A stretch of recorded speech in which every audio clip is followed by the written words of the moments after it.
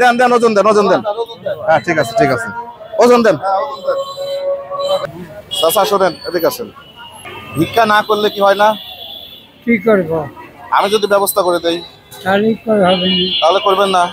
হ্যাঁ আচ্ছা, একটু এদিকে আসেন। ইচ্ছে করেই অনেকেই ভিক্ষি করে, শুধু লজ্জা শরমটা একটু ফেলে দিয়েই ভিক্ষার হাত বাড়ায় দেয়।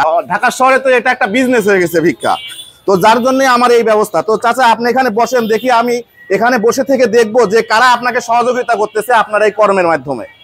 বুঝতে পারছেন? আপনি এখানে বসেন, আপনার জন্য ব্যবস্থা আপনি বসেন এখানে। তো আলহামদুলিল্লাহ ভাই অলরেডি শুরু করে দিয়েছে। নিচেরটা কত আছে ভাই? 80-র একটু কম, 78 সম্ভবত, 78। এখন এটা আপনার যা ভালো হয় আপনি তাই ওনাকে দিয়ে যাবেন। নেন 10 টাকা রাখেন, ওনাকে 10 টাকা ফেরত দিয়ে দেন। হ্যাঁ নেন নেন, আপনি এটা শুধু ধরে রাখেন, এটা শুধু ধরে রাখেন।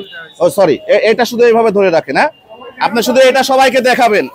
আর ব্যাগ আছে, আর কেউ যদি ওঠেন মাপ দিয়ে ওনাকে সহযোগিতা করবেন। আমরা চাচ্ছি যে আমাদের বাংলাদেশে এইভাবে যেন ভিক্ষা যেন কেউ না করে, আমরা এটা চাচ্ছি। যে যেভাবে পারেন ওনাকে নিজের ওজনটা মাপ দিয়ে তারপরে ওনাকে সহযোগিতা করুন। এখানে কিন্তু আমাদেরও কিছু দোষ আছে, আমরা কিন্তু মানে ভালো কাজে সহযোগিতা করব না। আপনি যাচ্ছেন এই দিক দিয়ে, মনে চাচ্ছে যে এই মুরব্বী মানুষটাকে আপনি একটু সহযোগিতা করবেন, দেন না ভাই, 2 টাকা দেন, 5 টাকা দেন, যা দেন সমস্যা নাই। আমিও উঠতেছি কিন্তু দেখেন, আমি আছি দেখেন। আমার ওজনটা কত দেখেন? আমার ওজনটা হচ্ছে 84 কেজি। মাশাআল্লাহ, আমি তো সেই ওজন। যাই হোক, আমি হলাম 84 কেজি ওজন। আমি এটাও ধরেন 500 টাকা। আপনার কাছে আমার অনুরোধ, আপনি কারো কাছে হাত পাতবেন না।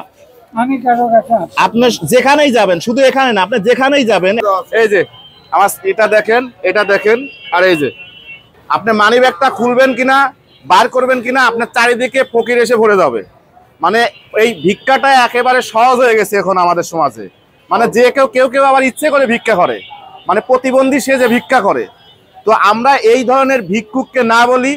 আর যাদের মানে আপনারা যেখান থেকেই আছেন, এই ভিডিওগুলো দেখলেই আপনাদের জায়গা থেকে একটা ভিক্ষুককে এই ধরনের কিছু ব্যবস্থা, শুধু এটা না, আরো অনেক ওয়ে আছে যেভাবে আপনারা একটা মানুষকে এভাবে সহযোগিতা করতে পারেন। তো যার কারণে আমরা ভিক্ষুককে না বলি, আমরা কর্মের মাধ্যমে তাদেরকে সহযোগিতা করি, যার কারণে আমার এই পদক্ষেপ। তো আপনাদের জায়গা থেকে আপনারা চেষ্টা করবেন।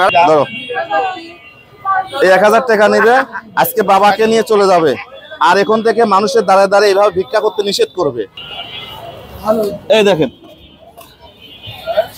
যদি কেউ ওজন দিতে চান 5 টাকা 10 টাকা দিয়ে এইভাবে সহযোগিতা করেন ওনাকে।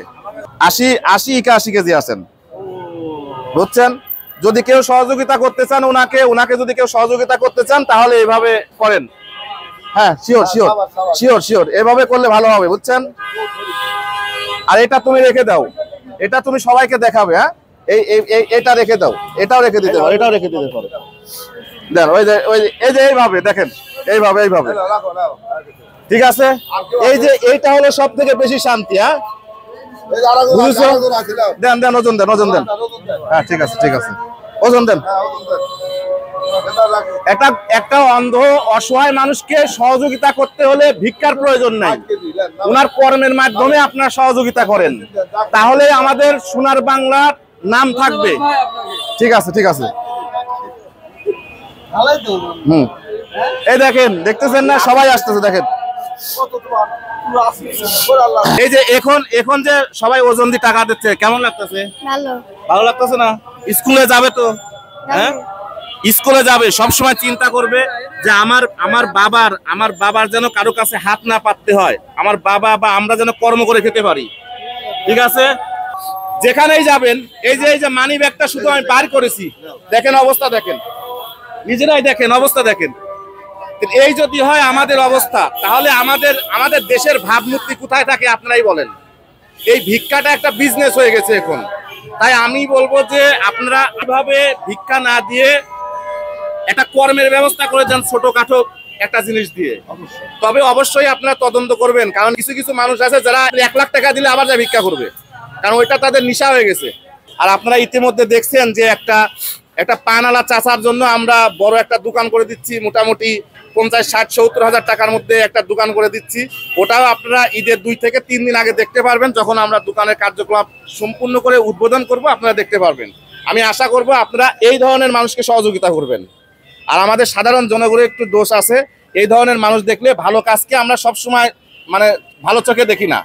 এই জন্য আমরা মনে করব যে এই ধরনের মানুষকে সহযোগিতা করবেন। সবাই ভালো থাকবেন, সুস্থ থাকবেন। একটা কথাই বলবো, সোনার বাংলা গড়তে হলে আমার মনের ভিতর সোনার বাংলা ধারণ করতে হবে, আপনার মনের ভিতর সোনার বাংলা ধারণ করতে হবে। তাহলে আমাদের সরকার সোনার বাংলা গড়তে খুব সহজ হবে, আমি এটাই মনে করি। সবাই ভালো থাকবেন, সুস্থ থাকবেন। আসসালামু আলাইকুম।